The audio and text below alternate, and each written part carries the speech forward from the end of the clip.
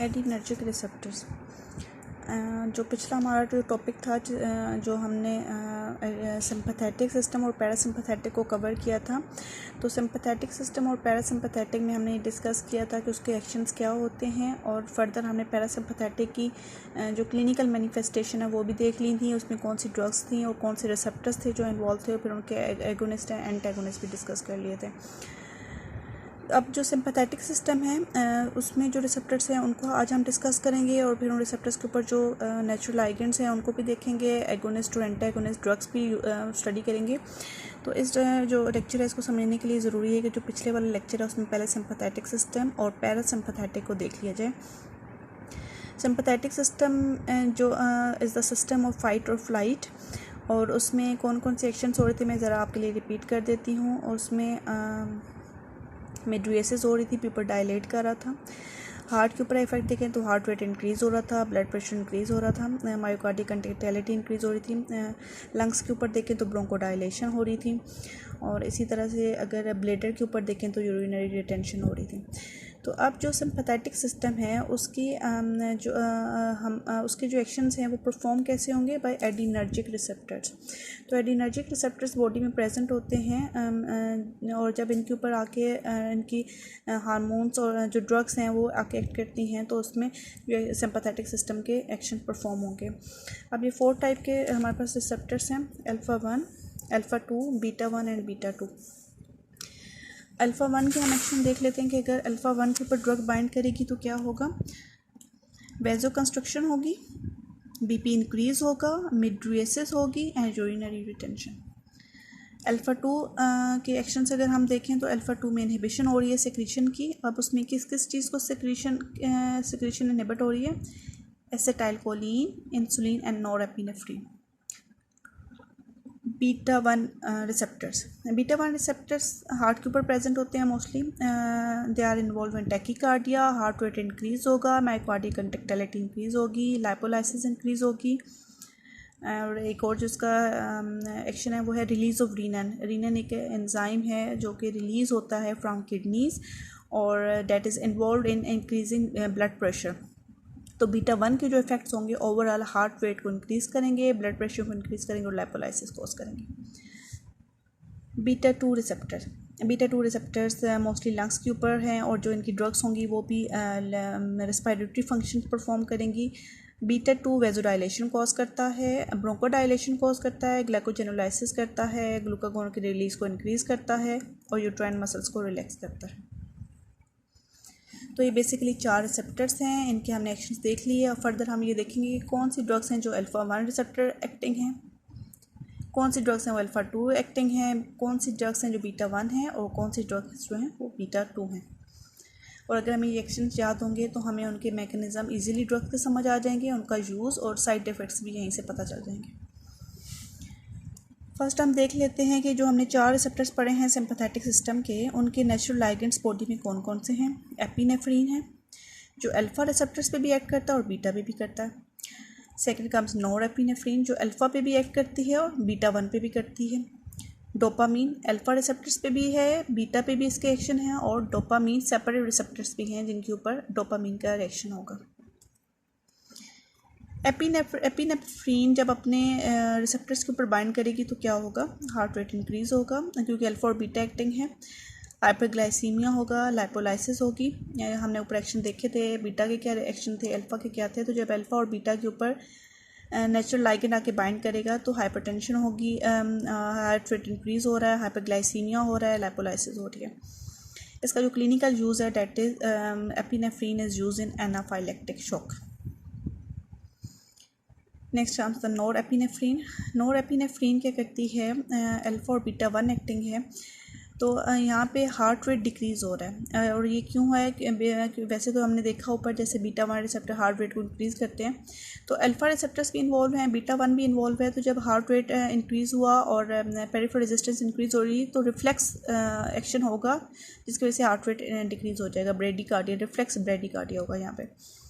और इसको भी शॉक में यूज़ किया जाता है, but other metaraminol drug is preferred.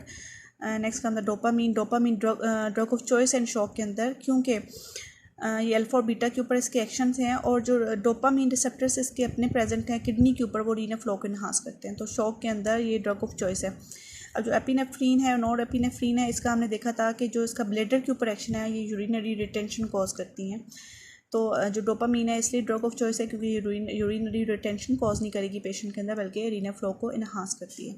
तो ये तीनों जो थे epinephrine, norepinephrine and dopamine, these are natural ligands, और इनके रिसेप्टर्स हमने ऊपर देख लिए। और ये किस सिस्टम को कॉन्स्टिट्यूट करें, हम सिंपैथेटिक सिस्टम को। अब जो एपिनेफ्रीन है, नॉर एपिनेफ्रीन के साइड इफ़ेक्ट्स क्या हैं? टेंशन, कन्फ्यूजन, क्योंकि हार्ट रेट इंक्रीज़ हो रहा है, मायोकार्डियल कंट्रैक्टिलिटी इंक्रीज़ हो रही है, तो और फियर है, पल्मोनरी ऑइडिमा है, हेडेक हो रहा है, ट्रिमर्स हैं, हेमरेज और अरिथमियाज वगैरह हैं जो इनके साइड इफ़ेक्ट्स होंगे। अब हम आगे ड्रग्स डिस्कस कर लेते हैं। अल्फ़ा 1 एगोनिस्ट जो अल्फ़ा 1 रिसेप्टर्स के ऊपर एक्ट करेंगी।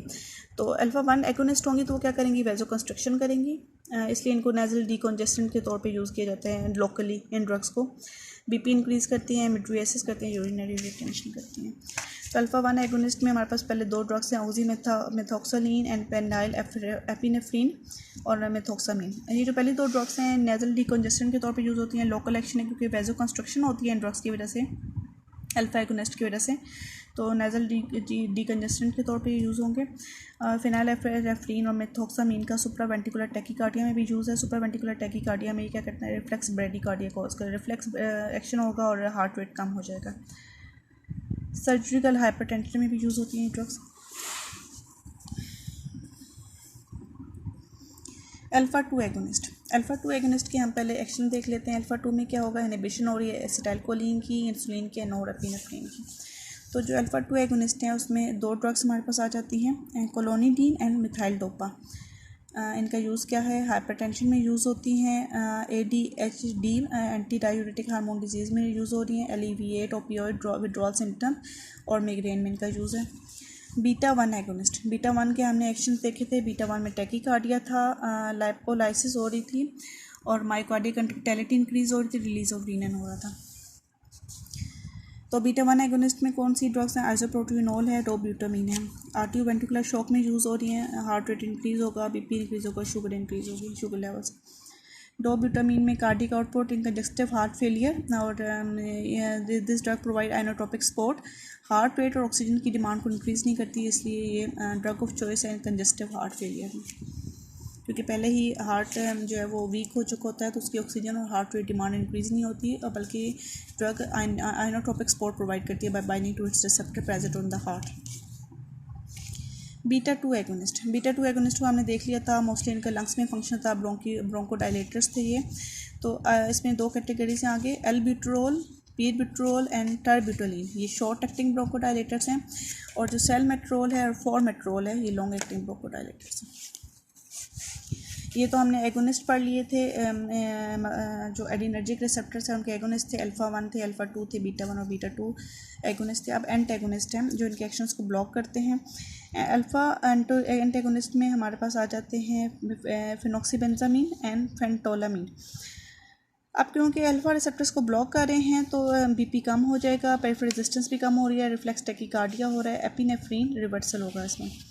और जो इनका क्लिनिकल यूज़ है फ्यूक्रोमोसाइटोमा में यूज़ होते हैं, रोनॉल्ड्स डिजीज़ में यूज़ होते हैं, और इम्पोटेंसी में भी यूज़ हो रहे हैं इनके।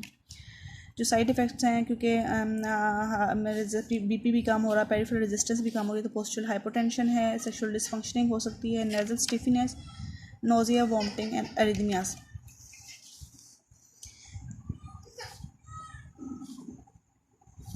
अल्फ़ा 1 एंटेगोनिस्ट, अल्फ़ा 1 एंटेगोनिस्ट में हमारे पास आती हैं डोज़ैसोसिन, प्रेज़ोसिन, अल्फ्लोज़ोसिन एंड टेम्सुलोसिन। जो पहली तीन ड्रग्स हैं हाइपरटेंशन में यूज़ हो रही हैं, और जो लास्ट टू ड्रग्स हैं BPH, बिनाइन प्रोस्टेट हाइपरप्लेजिया में यूज़ होती हैं। क्योंकि जो ब्लैडर के ऊपर जो ये हमने देखा था, ये ड्रग्स क्या करती हैं, एजैकुलेशन को स्टिमुलेट करती हैं। तो ये जो हाइपरप्लेजिया जो एक type of cancer of prostate glands, तो उसमें इन दोनों ड्रग्स का यूज़ अल्फ़ा 1 एंटेगोनिस्ट का। अल्फ़ा 2 एंटेगोनिस्ट जो एम्बीन है, ये कार्डिक और सीनस स्टिमुलेंट है, इसलिए रिस्क है उन पेशेंट्स के लिए जिनको ये दोनों कार्डिक या सीनस जो रिस्क पे होते हैं, ये आउटफ्लो को इंक्रीज़ करती हैं और रोनॉल्ड्स डिजीज़ में यूज़ होती हैं। एंड लास्ट हमारे पास बीटा ब्लॉकर्स आ जाते हैं। बीटा ब्लॉकर्स हमारे पास प्रोपेनोलोल है जो कि शॉर्ट एक्टिंग है, मीडियम एक्टिंग है, सोडियम इसको कह सकते हैं। Timolol, nadolol long acting beta blockers हैं, और जो एस्मोलोल है ये शॉर्ट एक्टिंग है, और ये हाइपरटेंशन को ट्रीट करते हैं, और विद पल्मोनरी डिजीज़ डायबिटीज़ के केसेस में भी इनको यूज़ किया जाता है। और जो प्रोपेनोलोल है और टीमोलोल, नेडोलोल है, ये ग्लूकोमा में यूज़ होते हैं और हाइपरटेंशन में यूज़ होते हैं, और मोस्ट कॉमनली यूज ड्रग्स हैं। इवन हाइपोथायरॉयड में भी प्रोपेनोलोल को यूज़ किया जाता है to decrease the cardiac output और to decrease the preload and workload.